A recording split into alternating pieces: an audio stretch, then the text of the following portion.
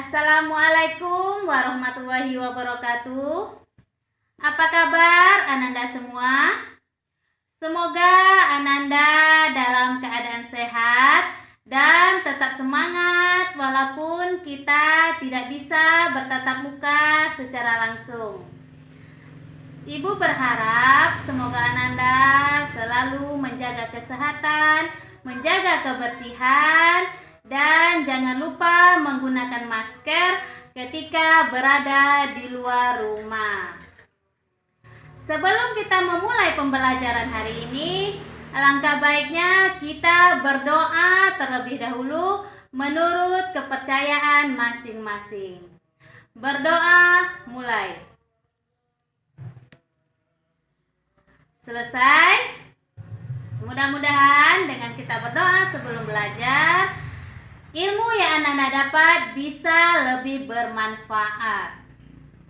Baik, pada pertemuan sebelumnya kita sudah membahas tentang struktur teks eksposisi. Siapa yang masih ingat apa saja struktur teks eksposisi? Ya, struktur teks eksposisi itu ada 3. Yang pertama adalah tesis, yang kedua argumen, yang ketiga adalah penegasan ulang. Baik, pada pertemuan kali ini kita akan masih membahas tentang teks eksposisi, di mana kompetensi dasar kita yaitu 3.4 menganalisis struktur dan kebahasan teks eksposisi, di mana indikatornya adalah menemukan kebahasaan kalimat nominal, kalimat verbal, aktif transitif dan aktif intransitif, pola penalaran, deduksi dan induksi. Selanjutnya, tujuan pembelajaran kita yaitu peserta didik dapat menemukan kebahasaan teks eksposisi serta menyusun teks eksposisi dengan rasa ingin tahu, responsif, dan tanggung jawab selama proses pembelajaran, serta bersikap jujur, percaya diri, serta pantang menyerah.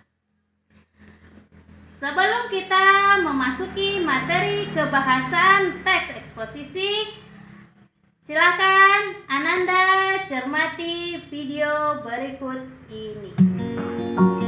Nah, Ananda sudah melihat video tadi bukan? Sekarang coba Ananda sampaikan. Apa isi dari video tersebut? Ya, video tersebut berisi sebuah informasi yang memberikan informasi tentang COVID-19, di mana di sana dijelaskan apa itu COVID-19, bagaimana cara penularannya, dan di sana juga ada bagaimana cara menghindarinya. Itu sudah termasuk pengertian teks eksposisi, bahwa eksposisi itu memberikan informasi kepada orang lain. Jadi apa tujuan teks eksposisi?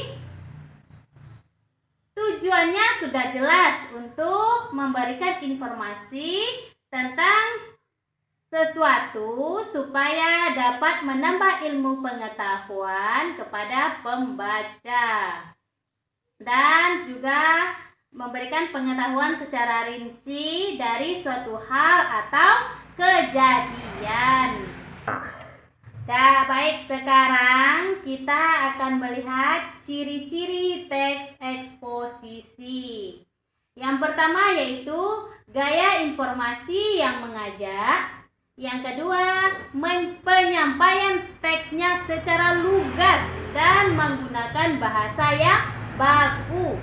Yang ketiga, menjelaskan informasi pengetahuan. Yang keempat, tidak memihak, berarti tidak memaksakan kemauan dari penulis terhadap pembaca. Selanjutnya, teks eksposisi bersifat objektif dan netral. Selanjutnya, penjelasannya disertai data-data yang akurat. Dan yang terakhir adalah fakta digunakan sebagai alat kontribusi dan kontritasi. 3. Adapun ciri khas tata kebahasaan dapat diidentifikasi dari mulai kata hingga kalimat apa yang dipakai dalam teks eksposisi. Yang pertama adalah menyatakan dan menjelaskan sebuah pendapat. Yang kedua, memuat fakta. Yang ketiga, penegasan pendapat berada di bagian penutup dan bersifat objektif. Yang keempat, menggunakan kalimat nomina, yaitu kalimat yang memakai kata benda pada pola predikatnya. Selanjutnya, menggunakan kalimat perba atau kata kerja. Di sini ada dua, perba transitif dan perba intransitif. 3. Di mana perba transitif itu adalah kata kerja yang memerlukan objek atau pelengkap dalam kalimatnya. Sedangkan perba intransitif adalah kata kerja yang tidak memerlukan objek dalam kalimatnya. Baik, dalam penjelasan Ibu tadi, apakah ada Ananda yang kurang paham? Jadi, dapat disimpulkan bahwa kebahasan teks eksposisi ini sangat berpengaruh dalam sebuah teks eksposisi, karena ini bisa memperlengkap atau memperjelas argumen penulis dalam sebuah teks eksposisi. Baik, setelah pembelajaran ini selesai, nanti Ibu akan membagikan sebuah LKPD yang harus Ananda kerjakan. Kemudian hasil tugas Ananda silakan Anda foto, kemudian kirim melalui WA grup kelas kita. Baik, demikianlah pembelajaran kita hari ini. Di mana ada salah dan kekurangannya, Ibu mohon maaf. Ibu akhiri dengan wassalamualaikum warahmatullahi wabarakatuh.